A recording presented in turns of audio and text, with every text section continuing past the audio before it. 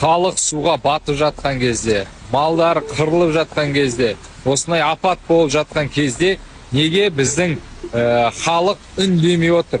Осы басқа жерлерде, басқа елдерде бір нәрсе болса, тасқын су болса, бірден сбор, бірден сол мәселені барлығы көтереді.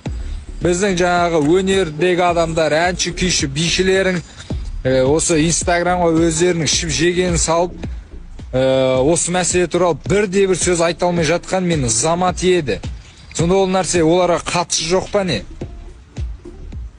Қашанғы біз үстіп Қазақстан өз елімізде болып жатқан нәрселерді айтпаймыз? Неге осы сол мәселелерді көтеріп, неге сол өзіміздің халқымызға көмектесуге тырыспаймыз біз?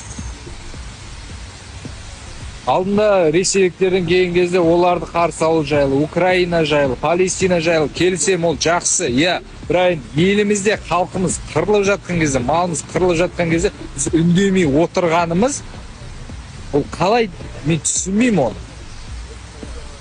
Немқұрайлы қарап өзінің халқына үндемей отырған бұл ешқашан жақсы болмайды.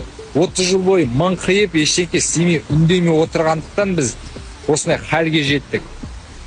Қазір айтып жатыр, 184 мың берілейін деп жатыр дейді. Мен бүкіл қазақ халқының талабын айтайын, ол аз, бір отбасыға 184 мың. 500 мың миллион берсін, Қазақстан халқына деген фонд бар ғой, олигархтар ақша салған. Сондан бөлінсін. Бүкіл халқымызға осы жерде үйін, малын жоғалтқандардың барлығына көмек берсін, үйлерін соғып берсін қайтадан. Малын қайтарып берсін. Кейбір әкімдер айтып жатыр дейді, сонда малдардың сырғаларын алып кеп дәлелдеңдер деп. Олай дәлелденбейді ол. Қайда ол мал ақ кетті, қайдан біледі, қайдан табады оларды? Бүкіл көмек дұрыстап берілсін. Оған кінәлілердің барлығы жауапқа тартылсын.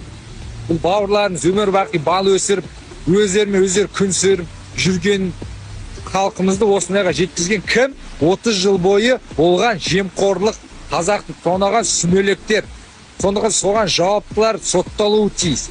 Қазақты 30 жыл бойы тонағандар, бір отбасымен оның шабармандар барлығы жазаға тартылуы тиіс.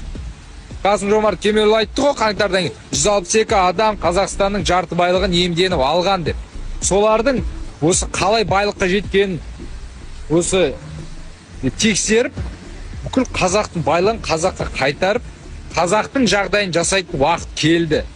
Соны бүкіл қазақ халқы болып талап етуіміз керек. Оян қазақ, көзіңді аш, көтер басты.